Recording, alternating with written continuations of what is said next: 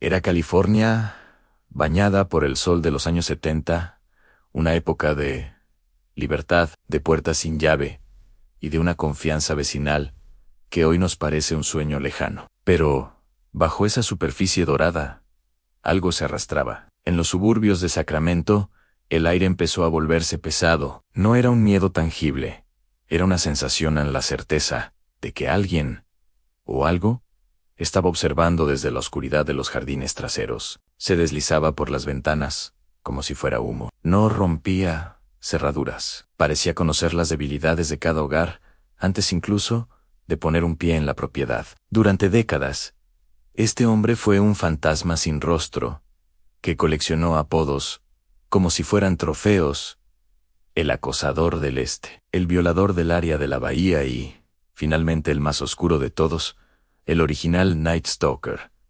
Hoy, en Crónica Forense, no solo vamos a narrar una serie de crímenes, vamos a diseccionar la cacería más ambiciosa de la historia criminal moderna. Una búsqueda que duró 40 años y que no se resolvió en las calles, sino en las hélices microscópicas de una molécula de ADN. Esta es la historia de cómo la ciencia le arrebató la máscara a Joseph James DeAngelo, el asesino del Golden State. Prepárense, porque una vez que entras en este laberinto genético, ya no hay vuelta atrás. Lo que diferenciaba a este depredador de otros no era solo su crueldad, sino su omnipresencia. Él no elegía a sus víctimas al azar en una calle oscura. Él las cazaba. Entraba en las casas días antes del ataque. Cuando los dueños no estaban, descargaba las armas que encontrara en los cajones, descerrajaba ventanas y movía objetos de uso cotidiano. Una taza de café fuera de su lugar, una foto familiar boca abajo, era su forma de decir: he estado aquí y volveré. En cuando finalmente atacaba, su técnica era de una precisión militar aterradora.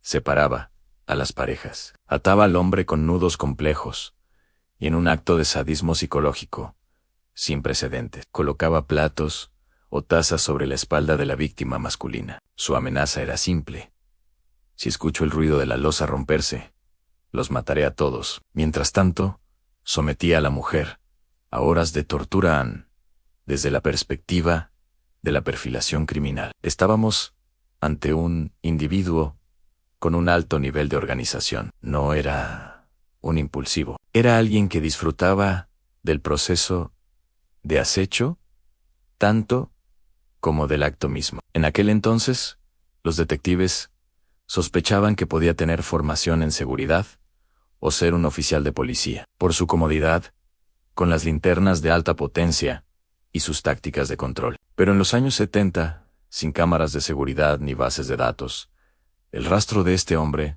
terminaba siempre en la linde de los jardines traseros. A mediados de los años 80, el asesino pareció desvanecerse. Los ataques cesaron de forma abrupta, dejando a California en un estado de paranoia latente.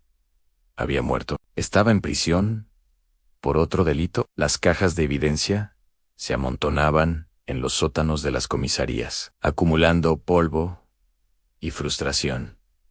Sin embargo, el asesino había cometido un error que en 1980 era irrelevante, pero que en el futuro sería su sentencia de muerte.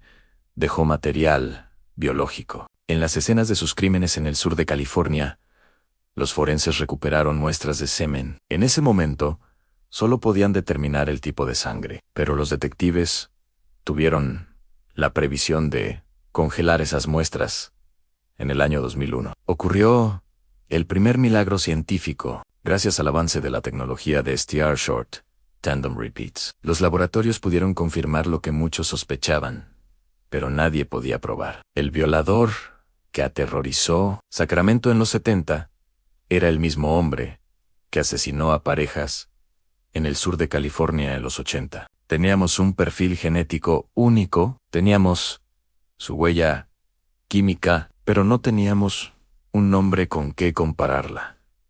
En el sistema C o D, y ese en el ADN, estaba ahí, gritando la identidad del asesino, pero el mundo aún no hablaba su idioma. Aquí es donde la historia da un giro digno de la ciencia ficción. Entramos en la era de la genealogía genética investigativa. En 2018, el detective retirado Paul Holes se unió a la experta en genética, Barbara Riventer, para intentar algo que nunca se había hecho en un caso de esta magnitud. Subieron el perfil de ADN del asesino a una base de datos pública llamada GetMatch. A diferencia de las bases de datos policiales, donde solo entras si has cometido un delito, en GetMatch están personas comunes buscando sus raíces. El algoritmo no buscó a Joseph DeAngelo, buscó a sus primos, a sus tíos segundos, a sus ancestros. La ciencia aquí es matemática pura. Compartimos aproximadamente un 50% de nuestro ADN con nuestros padres, un 25% con los abuelos y cerca de un 12.5% con los primos hermanos. Usando lo que conocemos como segmentos de identidad por descendencia, los investigadores trazaron un mapa. Encontraron a una persona que compartía una cantidad significativa de centimorgans con el asesino. No era él, pero era su parienta. A partir de ahí, construyeron un árbol genealógico inverso. Miles de personas, cientos de ramas familiares, filtraron por edad, por sexo, por residencia en California, durante los años de los ataques. El árbol se fue podando, rama a rama, hasta que solo quedó un hombre que había sido policía, que vivía en Sacramento, y que tenía una historia de conducta errática. El nombre, en el papel, era Joseph James DeAngelo. El equipo de vigilancia no podía simplemente arrestarlo basándose en un árbol genealógico. Necesitaban su ADN real, el de su cuerpo, para compararlo con el de las escenas del crimen de hace 40 años. Lo siguieron en silencio. Lo vieron hacer su vida de jubilado, al limpiar su auto, cuidar su césped, actuar como un vecino más. Finalmente, DeAngelo tiró algo a la basura. En un lugar público, los investigadores lo recuperaron como si fuera oro puro. El laboratorio forense trabajó a contrarreloj. Cuando el resultado apareció en la pantalla, el silencio en la sala fue absoluto, en coincidencia positiva. El código genético del pañuelo era idéntico al recolectado en 1980, el 24 de abril de 2018. El fantasma fue materializado.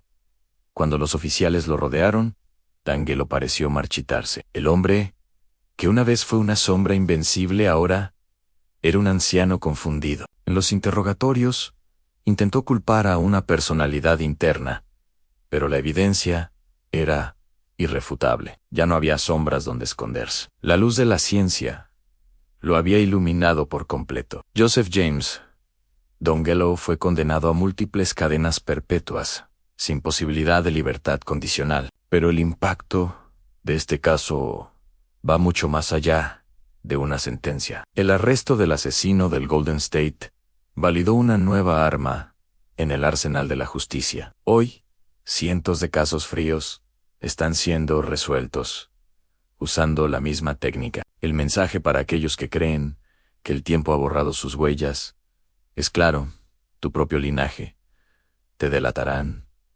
La crónica forense de este caso nos deja una lección profunda. La justicia puede tardar décadas. Puede parecer que se ha rendido.